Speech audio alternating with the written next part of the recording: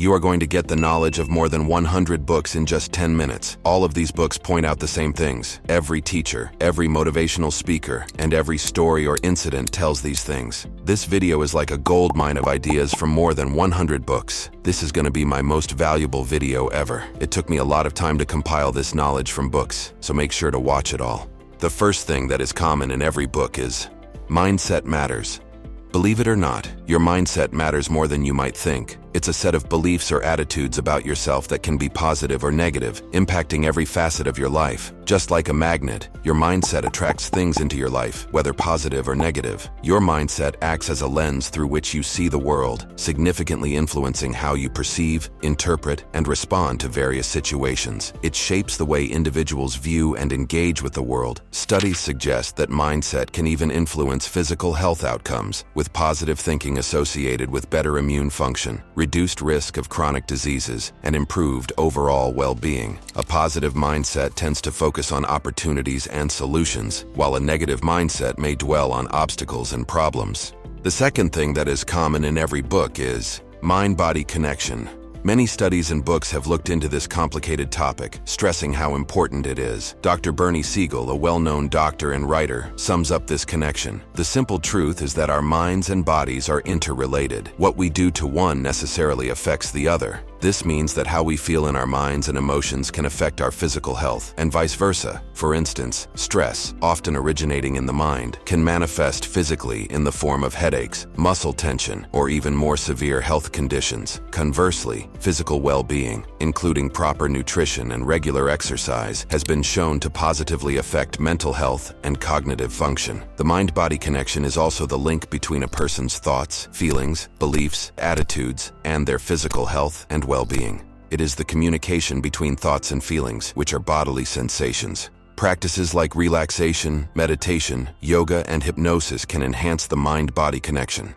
The third thing that is common in every book is habit formation.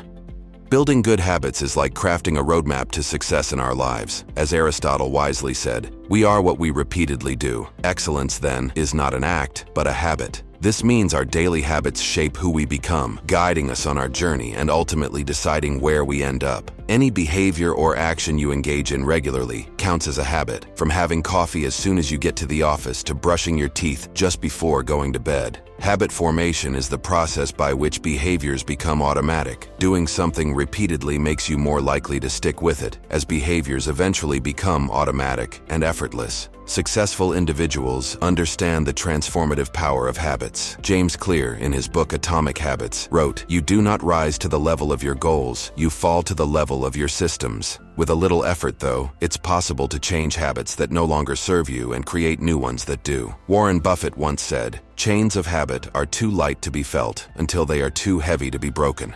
This implies that small, steady changes add up over time, becoming a strong foundation for lasting success. Creating a new habit can be a source of pride because you realize you have the power to improve your life, which can help bring you closer to being who you want to be.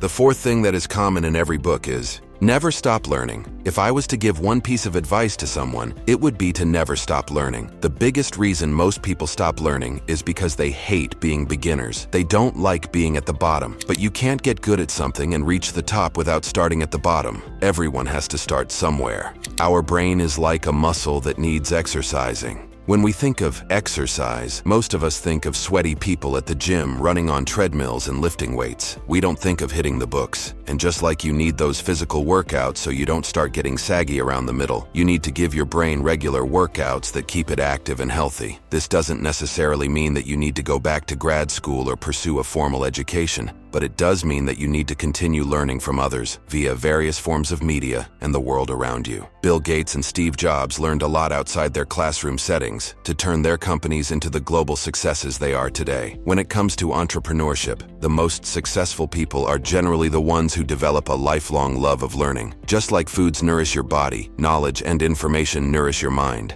In the words of Mahatma Gandhi, live as if you were to die tomorrow. Learn as if you were to live forever. Here are the reasons you should never stop learning. The fifth thing that is common in every book is think big.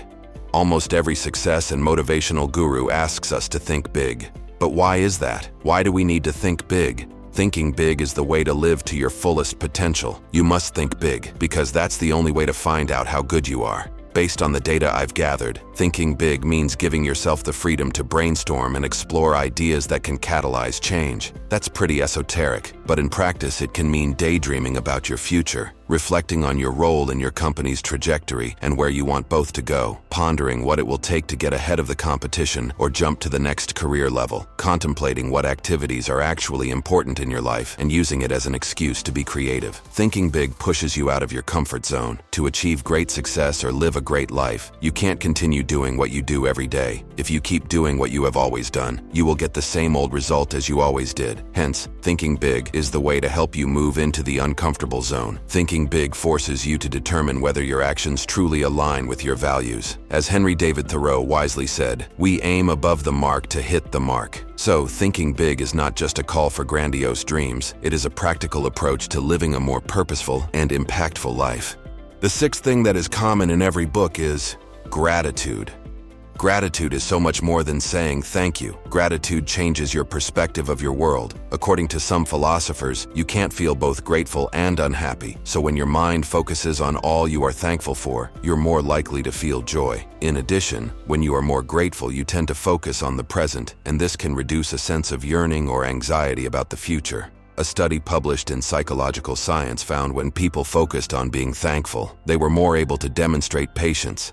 A little gratitude can do wonders for your mood. Gratitude is also the root of happiness. It tends to focus you on what you have and replace a sense of what you might be lacking. As the renowned author Melody Beattie once said, "Gratitude makes sense of our past, brings peace for today, and creates a vision for tomorrow." Studies have consistently shown that cultivating gratitude leads to improved mental health, increased happiness, and enhanced overall life satisfaction. As entrepreneur and author Melody Beattie aptly puts it, gratitude turns what we have into enough. The seventh thing that is common in every book is taking action. Success is not merely a destination, but a journey marked by deliberate steps and persistent effort. It is the force that turns plans into achievements and ideas into innovations. A well-known Chinese proverb encapsulates this idea. The journey of 1,000 miles begins with a single step. Even a long journey starts with a single step. Think about Elon Musk's story, the entrepreneur with big dreams. His success doesn't come only from having great ideas, but from taking continuous and determined actions. Musk once said, "I think it's very important to have a feedback loop where you're constantly thinking about what you've done and how you could be doing it better." In essence, success doesn't come to those who just wait, it comes to those who act. Taking action is crucial because without it, nothing can be accomplished. Ideas and plans are great, but they are useless if they are not put into practice. No matter how brilliant an idea may be, without taking action to implement it, nothing will happen. In order to achieve our goals and make progress in life, we need to take action. The eighth thing that is common in every book is grit and determination. Angela Duckworth, the author of Grit, The Power of Passion and Perseverance, defines grit as the combination of passion and perseverance over an extended period. This determination is an important factor that sets apart those who achieve great success from those who struggle when faced with difficulties. Colonel Sanders, the founder of KFC, provides an inspiring example. Sanders faced rejection from numerous restaurants when trying to sell his fried chicken recipe. Undeterred by setbacks, he persisted in his efforts and eventually found success. Success is rarely a linear journey. It involves navigating unexpected challenges and setbacks. The ninth thing that is common in every book is focus and concentration.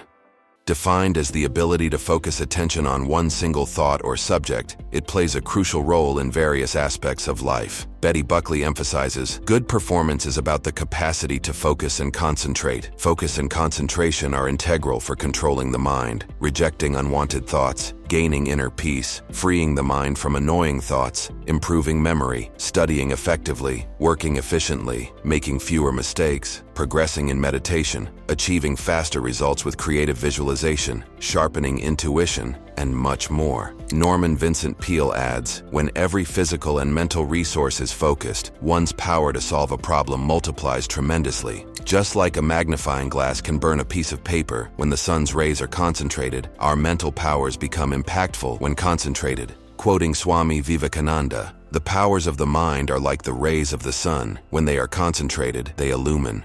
The journey of developing focus might not be easy, but it is certainly not impossible. By incorporating these strategies into daily life, individuals can cultivate a powerful ability to concentrate, leading to increased productivity and a sense of accomplishment. Now, if you want to get the knowledge about billionaires, watch this video.